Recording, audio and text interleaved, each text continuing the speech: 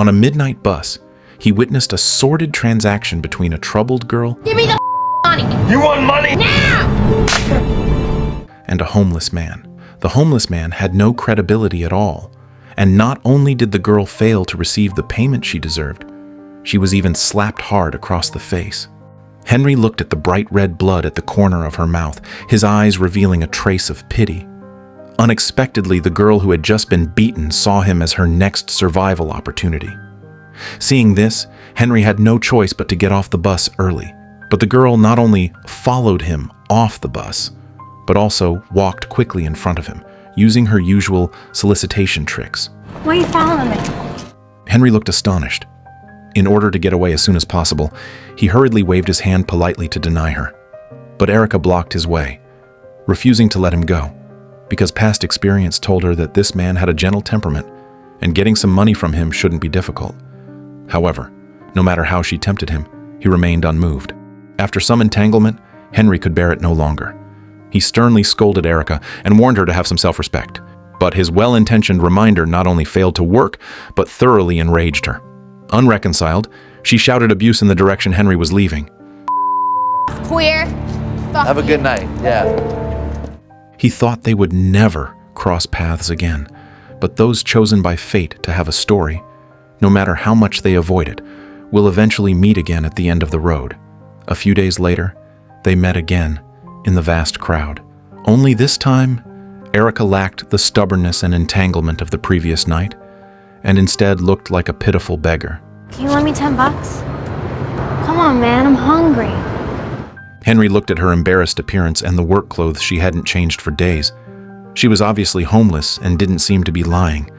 A trace of pity welled up in his heart, but he didn't take out cash directly. Instead, after a few seconds of silence, he decided to take Erica home. It was a single room of less than 30 square meters. The room was deserted with only a folding sofa bed, but it was kept very clean. After a while, Henry brought juice and a sandwich and handed them to Erica. She slightly widened her eyes, her heart filled with confusion and disbelief. A man and a woman alone in a room. Could it really be just to eat something? Sure enough, Henry soon reached for her stockings. Hey, hold on, man. But the reality was not what she imagined. Henry simply felt pity after seeing the shocking scars on her inner thighs through the gaps and wanted to help her. But Erica didn't seem to appreciate it, because in her perception, compared to that ethereal pity, money was the guarantee that allowed her to survive. After all, in this unpredictable world, she had seen too many well-dressed beasts who used hypocritical care as a disguise just to achieve ulterior motives. Thinking of this, Erica suddenly stood up and said she wanted to go back. Back where? Listen, buddy. If you don't got the money, it's cool. I mean, yeah, I like you.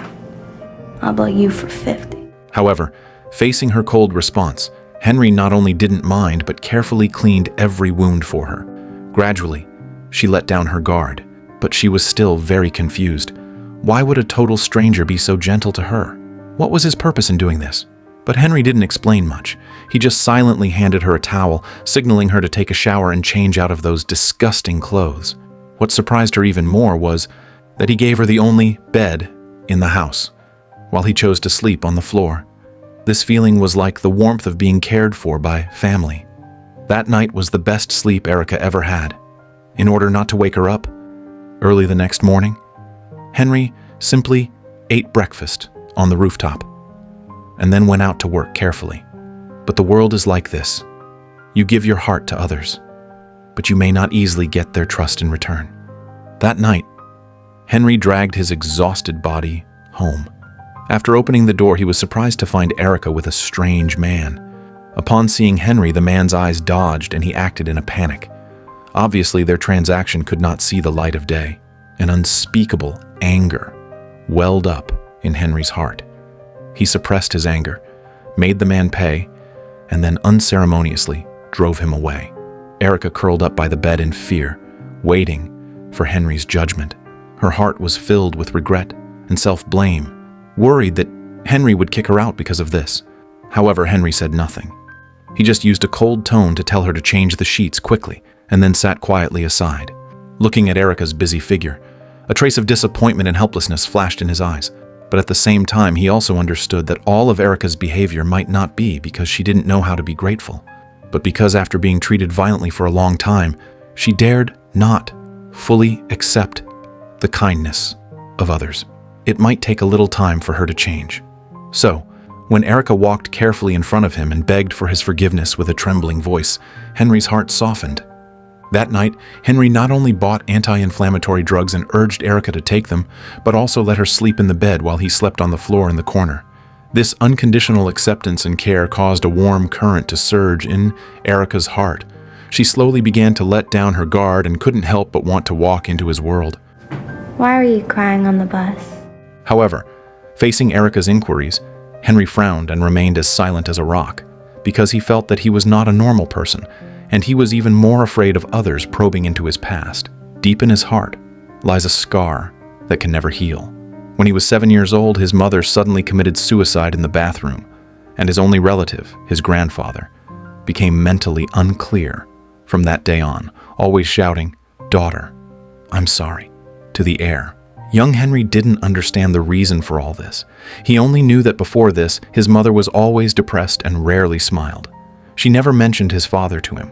What was even stranger was that every time night fell, his mother would always repeatedly urge him to lock the bedroom door with unconcealable fear and helplessness. At that time, Henry was full of curiosity about this, and he couldn't help but secretly peek at the monster outside through the crack of the door. However, young him ultimately couldn't understand everything he saw. It wasn't until he grew up that he could piece together a truth from the fragments of his memory that was hard for him to accept. His mother chose death to break free from that unethical sin because she could not bear the grandfather's long-term abuse. Therefore, he subconsciously classified himself as an alien, a stain nourished by sin, and a burden that could not be erased in his mother's painful life. To atone for his sins and to seek a trace of personal redemption, he chose to become a teacher, trying in his own way to help those in the world who were less fortunate. But he only dared to work as a roving substitute teacher and never stayed in any school for long, leaving after just 1 month, because he was afraid of having too deep emotional entanglements with people, and even more afraid that his body, full of misfortune, would bring bad luck to others. And this time, he specifically chose a high school abandoned in the suburbs. This place is known as the ruins of the education sector. There is no normal teaching order, only broken dreams and misplaced despair. No one talks about the future, and no one expects change. Facing the huge pressure of the school being closed down, the principal would only give up his dignity in front of those unreasonable parents and dared not support the teachers. Therefore, teaching here requires strong psychological quality, and all this is exactly the reason why Henry chose this school. In his first class here, he set a rule for the whole class. If you don't wish to be here, don't come. But these unruly children didn't take the teacher seriously at all. Before Henry could finish speaking, a student clamored unreasonably from the audience. Gay. Marcus, shut up! No, you shut up, you dyke bitch. Facing this naked insult to his personality, Henry did not hesitate at all. He used a calm tone that was almost indifferent to directly invite that classmate out of the classroom. There was no angry roaring or superfluous accusation in the whole process, but he used the most crisp attitude to draw a bottom line for his class. You can be rebellious, but you cannot hurt others. The originally chaotic classroom ushered in a brief silence. Then, Henry asked everyone to take out a piece of paper because he didn't plan to follow the book for this class, but ingeniously assigned an essay. But before he could finish speaking, there was a commotion in the back row. A male student walked to the podium with anger, because just now he asked Henry what to do if he didn't have paper, and Mr. Henry ignored him. Before Henry could answer, he picked up Henry's briefcase from the ground and threw it fiercely. However, facing such rude provocation, Henry still did not get angry. Instead, he used a calmness different from ordinary people to dissolve his aggression. Immediately afterward, he handed out paper and a pen, using empathy to appease the other party's misplaced restless emotions. I used to be very angry too, okay? I get it. You have no reason to be angry with me because I'm one of the few people that's here trying to give you an opportunity.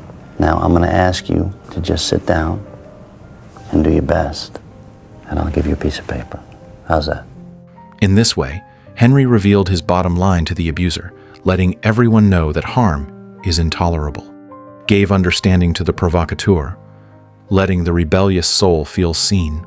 This attitude of combining hardness and softness not only broke the students' inherent prejudice against teachers, but also cast a glimmer of respect and acceptance for the first time on this desolate campus. Next, he asked the students to write a funeral eulogy for themselves from the perspective of relatives or friends, based on the premise, assuming you are dead. As soon as the words came out, some people were stunned on the spot. Some couldn't help laughing, and some shouted that it was too outrageous. But no one knew that behind this seemingly unconventional teaching method lay Henry's benign intentions, because he firmly believed that these abandoned poor students were pitiful children who were left alone and covered in dust, and there must be unknown secrets behind them. In Henry's view, compared to mechanical recitation, only by first hitting their hearts and making them truly resonate emotionally with loss and cherishing, can they be slowly guided to look back and re-examine their current lives, even if they find a little bit of self-worth.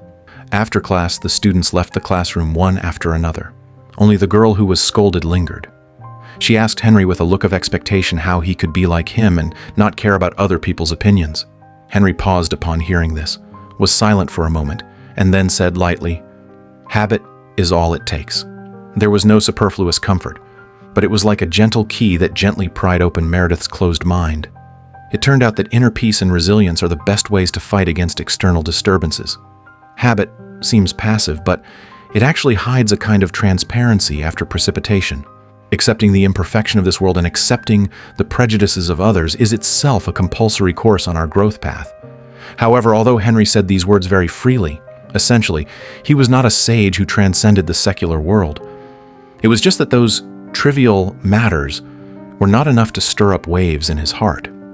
That evening, after he got off work and arrived home as usual, he received a call from the nursing home. The other party told Henry that his grandfather had locked himself in the bathroom again, shouting Henry's mother's name incessantly, and persuasion was useless. Upon hearing the news, Henry rushed to the nursing home overnight. He tried his best to appease his grandfather's emotions outside the bathroom door, patiently coaxed him out of the bathroom, and then coaxed him to sleep with a gentle tone. For Henry, the bathroom is a concrete symbol of childhood nightmares, the place of his mother's death, and the source of all pain. The grandfather was the culprit who caused his mother's death, but he was also his only relative in the world, the reliance who raised him since childhood. This bond, interwoven with love and hate, made Henry always struggle repeatedly on the edge of forgiveness and hatred, never truly free. And the inaction of the staff seemed to be telling him, your pain, your relative's desperation, are completely irrelevant in the eyes of others. At that moment, he took off the mask of detachment and vented all the suppressed pain, contradiction, and grievance on the staff.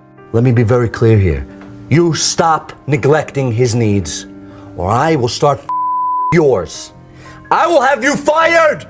You got it? I got it. This anger was not unprovoked loss of control, but the most instinctive resistance of a soul that had never been healed when the last bit of bond was despised. After a night of self-healing, the next day, Henry continued to embark on that long road of redeeming others and trying to redeem himself, still burdened with heaviness and loneliness. Today, the school was the same as always. The clamor in the hallways, the arguments outside the classrooms, everywhere exuded a sense of decadent chaos. Before class, Dr. Parker, who was responsible for psychological teaching, called Missy, the most hopeless female student in the class, and asked her what her plans were if she couldn't go to college. Missy just lightly threw out two empty dreams. Maybe she would be a model, or maybe join her boyfriend's band to be a star. After hearing this, Dr. Parker took out Missy's report card, which was at the bottom of all subjects, trying to make her see the reality clearly. But Missy not only remained obsessed, but also spoke sarcastically. Do you know what that means? It means you don't care. You're brilliant. Dr. Parker faces countless such students every day. She earnestly reasons with them time and time again, piercing the cruelty of reality, trying to wake them up. But what she gets in return is always this careless response. The long accumulated exhaustion and regret completely crushed her endurance at this moment. Every day I come into this office and I listen to you kids shit all over yourselves. It is so easy to be callous. It takes courage and character to care. Not that you have any of those qualities. Get out! Just get out! Get out! You! No one knew where Missy went, and no one knew when she would come back. They only knew that it would be the most wrong decision of her life, because she missed Mr. Henry's class. In class, Henry picked up the funeral eulogies written by the students and read them to them word for word. Some people wrote eulogies that were vulgar and unbearable. Henry had just read half of it when the classmates roared with laughter, but there were also words wrapped in unconcealable confusion. Resentment towards parents and fear of the future were all spread out on paper. There was no gorgeous rhetoric, but every word pierced the heart. Henry read seriously, from ridicule to heaviness, from banter to sincerity. But whether these words were absurdly funny or deeply suffocating, they quietly aroused ripples of resonance in the children's hearts. And behind this resonance lay the truest situation of these children. They were not born bad students, but more like seedlings struggling to grow in barren soil.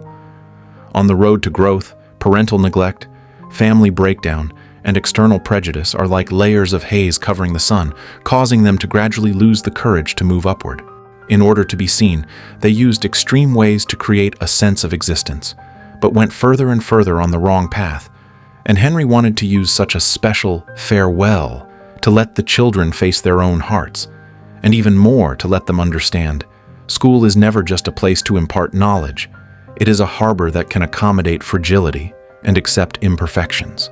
Here, they can take off their disguises, speak the truth, see their own shadows in each other's stories, and find the strength to move forward in mutual understanding. This lesson had no preaching, but let the children understand the meaning of life in the imagination of facing death.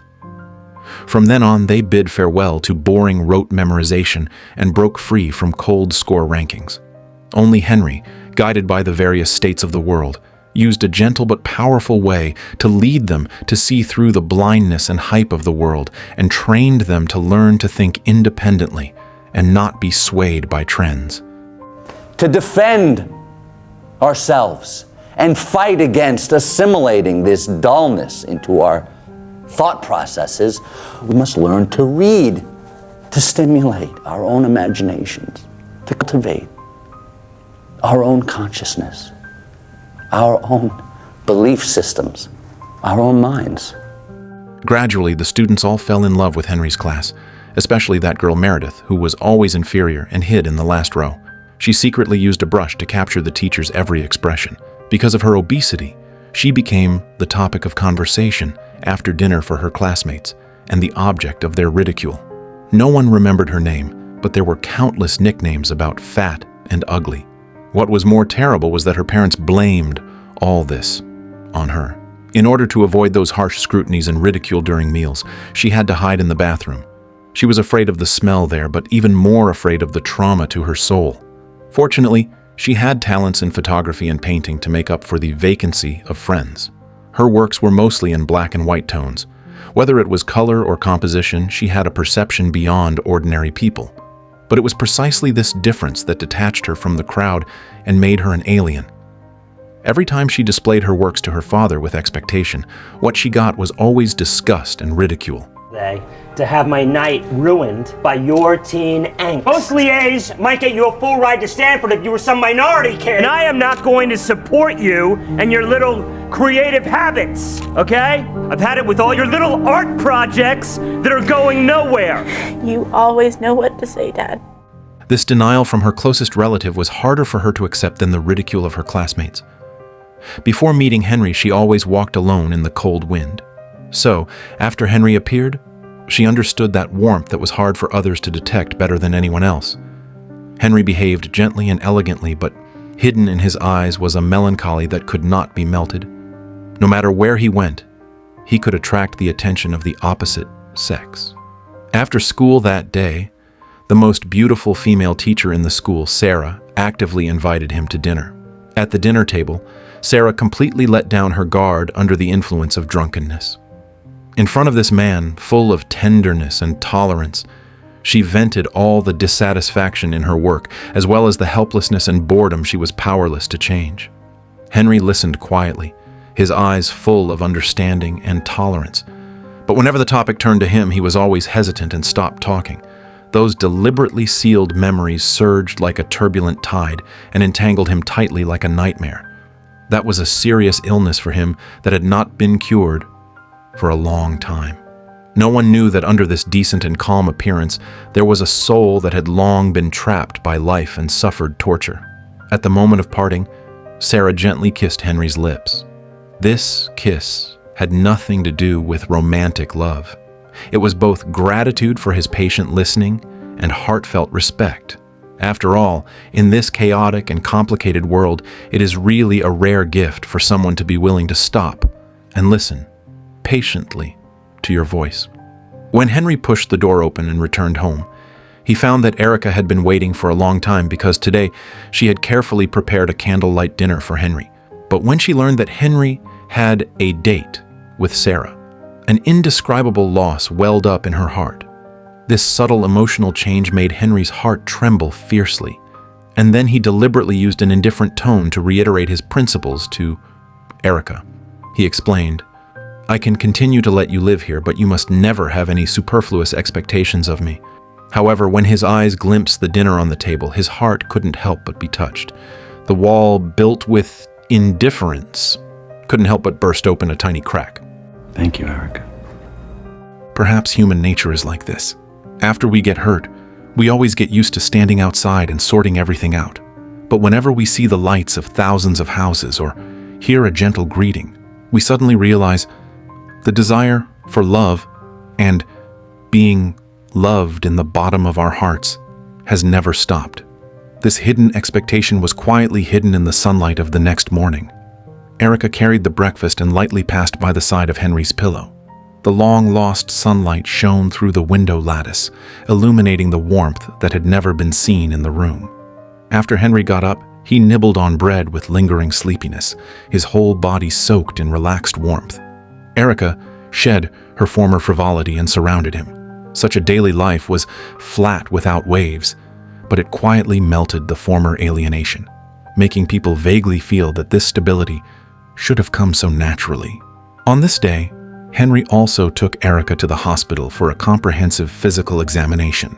After walking out of the hospital, they completely shed their restraint, played and frolicked on the street like children, and chose favorite gifts for each other, looking extremely like a couple in love. Henry seemed to be saving Erica, but in fact, Erica's sincerity and dependence also saved the closed him. His care for Erica was an emotional compensation for his mother, and also a soothing of his childhood trauma by protecting others. And this two-way warmth finally made Henry willing to let down his guard and talk to Erica about his grandfather. His grandfather lived in a nearby nursing home. He was old, and his health was getting worse and worse. As his only relative, Henry had to visit him often.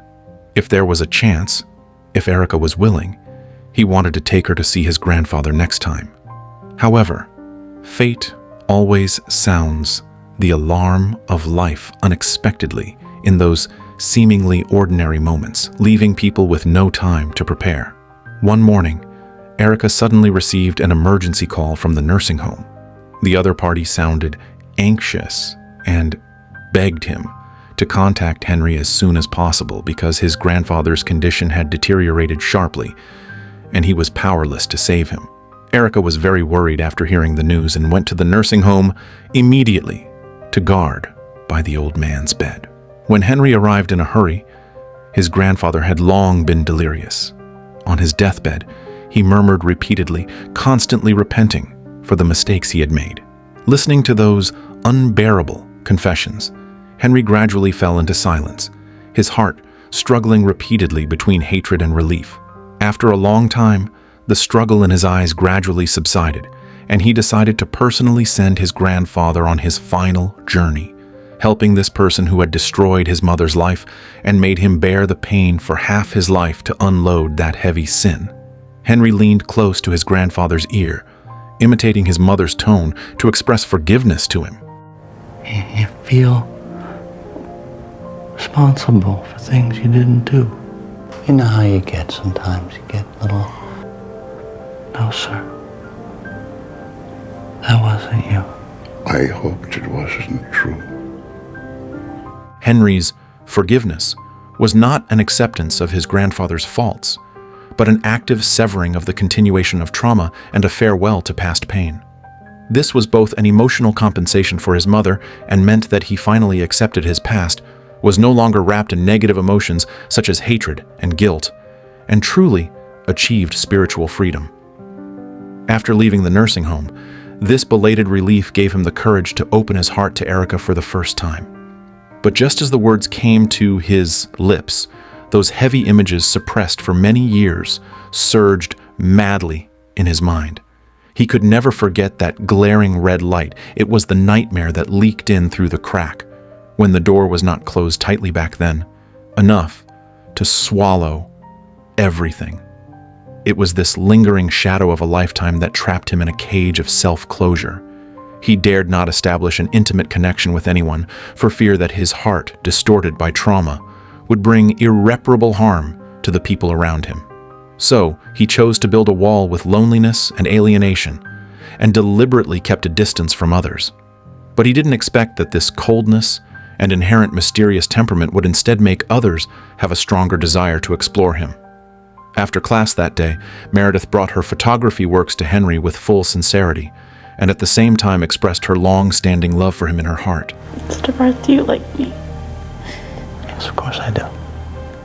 Facing Meredith's hug, Henry's body became stiff. He could only awkwardly hold the girl's shoulders, deliberately keeping a distance that would not be misunderstood, and then comforted her in a soft voice, saying that everything would be fine. But just then, Sarah suddenly burst into the classroom. But before she could speak, Meredith was ashamed and chose to flee out the door. However, Sarah questioned whether Henry was harassing the female student. These words seemed to trigger a sensitive nerve in Henry. This was the misunderstanding he found most unbearable. He was instantly furious and argued loudly for himself. I'm not some sick old man. Is that what you think of me? I just wanted to help her! Over the years, the shackles of pain turned from childhood shadows had never left him. While trying his best to control the spreading bitterness, he struggled to find an exit to break free.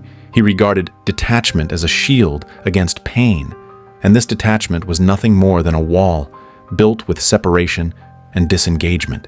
He tried to push away everyone who approached, just not wanting to be like his grandfather, always hurting his most cherished relatives in the name of love. However, when things went against his wishes, he found that all his efforts were in vain. He chased forward, but fate kept pushing him back. Those sought-after redemptions and changes seemed to have become wishful thinking. At that moment, his inner belief was completely shaken. It seems that he is destined not to become a saint in the so-called state of detachment. After returning, he silently cooked a table of his favorite food for Erica. Erica keenly perceived his abnormality and asked him carefully what had happened, and Henry said with a cold face, "We are not suitable. You can find someone better than me. The people from the youth agency will arrive soon. From now on, that will be your home." You have to understand, you should be... Good and gentle. Come on in. Hi. Hello there. No! Despite Erica's heart-wrenching pleading, Henry still held back his reluctance and let the people from the agency take her away. Listening to the fading cry, his heart hurt like it was being pricked by a needle. He stared at the shoes Erica left behind, his heart surging with extreme reluctance. But he knew deep down that he had to be cruel to draw a clear line. He knew too well that crossing the line meant a cycle of injury and pain, and he could no longer afford the price of repeating the same mistakes. Because he couldn't even heal himself, so how could he expect to become someone else's light? Henry's send-off was not abandonment, but a painful fulfillment. He used his own way to push Erica towards a brighter future, while he himself guarded the boundless darkness. Perhaps true love is not keeping her by your side to seek warmth together, but knowing that letting go will hurt and still being willing to let her leave the chaos and drifting behind, giving her the chance to choose her life anew. This was also the only thing he could do. In the blink of an eye, it was Henry's last day at the school. Almost all the students in the class came to say goodbye to him, including the 2 students who targeted him in the first class, but the only one missing was Meredith, who respected him the most.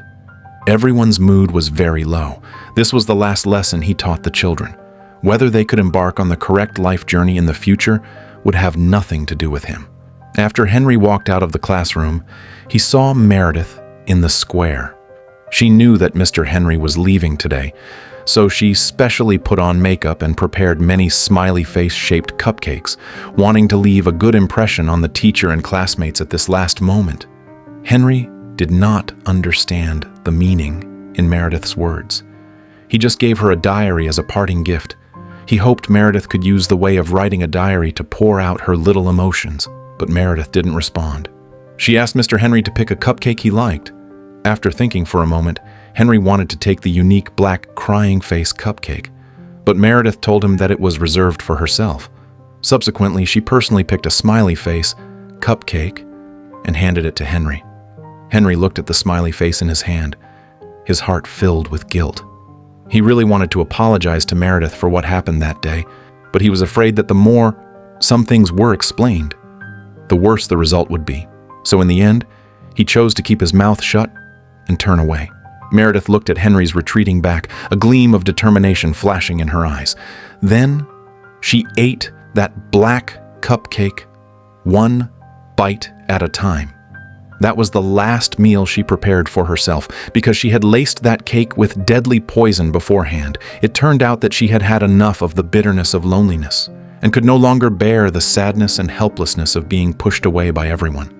The contempt of her classmates and the disgust of her father were like heavy shackles binding her soul, crushing her, so she couldn't breathe. The appearance of Mr. Henry gave her hope to re-examine her self-worth, but she misunderstood Henry's kindness. Until the moment Henry pushed her away too, her world lost its color forever. When Henry heard the commotion, Meredith's life had already come to an end. A vivid life fell like this in an environment where people were indifferent. Her life didn't seem to have done anything wrong. Is obesity a sin? Is having more talent than others a sin? Perhaps no one can give this answer. It only exists in your own heart. Meredith's death finally made Henry understand. The detachment he understood was non-existent self-confusion.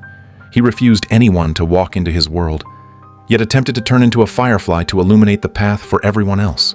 Perhaps before helping others, he should learn self-redemption first. It was gonna be okay. This sentence, no matter how many times Henry repeated it in his heart, would be a promise that could never be fulfilled. He spent his whole life pursuing detachment. Detachment from external things, detachment from desires, detachment from emotional fetters. But after fighting with all his might for half his life, he still failed completely. It turns out that so-called detachment has never been a reality within reach, but only an unreachable ideal. Redemption, a word that once shone with holy light in his heart, was now full of irony. He once naively thought that by redeeming others he could achieve self-redemption. However, reality cruelly told him redemption also means sacrifice. It possesses the magic of backlash, trapping people in an endless cycle between giving and failing. Watching the ambulance carrying Meredith's body whistle away, Henry's world completely collapsed, and he fell into bottomless despair. He fled to a dark corner and once again used a hard shell to isolate himself from reality. Sarah wanted to give Henry a trace of comfort, but looking at his eyes covered with red blood streaks, she didn't know where to start. Not long after, Henry received a call from the hospital. The thing that had been hanging over his heart, the thing he dared not think deeply about, happened, after all. On the other end of the phone, the doctor's tone was solemn, explicitly telling him that Erica's physical examination results were very unoptimistic, although Henry had long had a premonition about this. When this worry was confirmed, he still couldn't control his emotions, and tears couldn't help but moisten his eyes. After hanging up the phone, Henry didn't hesitate at all. With a heart full of concern and unease, he came to the youth center. The moment Erica saw him, her originally dim eyes suddenly lit up. She couldn't wait to run to Henry, plunged into his arms, hugged him tightly, and was reluctant to let go for a long time. The afterglow of the setting sun cast dazzling rays on the figures of the two embracing, draping a warm halo over them. This time Henry didn't deliberately keep a distance, nor did he push her away. Instead, he responded to this dependence with silent actions. Between them there was no bond of blood connection, nor ambiguous romantic feelings, but the care in their eyes at this moment was more real than anything else. I believe that from that moment on, they would both regard each other as the most important person in their lives. Here, the whole story ends. This is not a heartwarming educational film. There is no cliché plot of a teacher saving rebellious students. The protagonist, Henry, is more like an escapist wearing a mask of detachment. Childhood shadows made him take not establishing deep relationships as a survival rule. He brought brief order to the chaotic classroom, but never stayed long in the students' lives. He took Erica in, cooked noodles for her, and helped her clean her wounds, but cruelly pushed her away when the relationship warmed up. He saw through the fragility of the withdrawn girl, Meredith, and gave her a moment of affirmation, but ultimately failed to hold on to that figure, walking towards despair. Each of us may have had such moments, smiling in the crowd, but separated by an invisible wall in our hearts, clearly longing to be understood, but closing the door to the heart one step ahead. Henry thought that by pushing everyone away, he could avoid repeating the mistakes of his grandfather hurting people with love. But when he watched Erica being taken away and Meredith's body being carried away, the tears in his eyes still revealed the truth. So-called detachment is nothing but self-deception of not daring to face one's true heart. We are afraid of losing after investing, afraid of getting hurt after being serious, so we retreat in advance and are deliberately indifferent, only to find that loneliness is the heaviest punishment. I think the film is not trying to teach us how to be detached, but to make us see clearly. Acknowledging the existence of trauma is the beginning of healing. True redemption is never about hiding in a shell to escape. It is about being willing to reach out even if you know you might get hurt, just like Henry. Although he was still alone in the end, he had given Erica warmth and tried to hold Meredith. Those brief connections had long left a glimmer of light in his frozen heart. In reality, we might all have been Henry once, pretending to be strong in loneliness and secretly longing in detachment. And its gentlest reminder might be, don't be afraid of getting hurt. Don't be afraid of investing, because only by daring to get close can we fight against that boundless loneliness.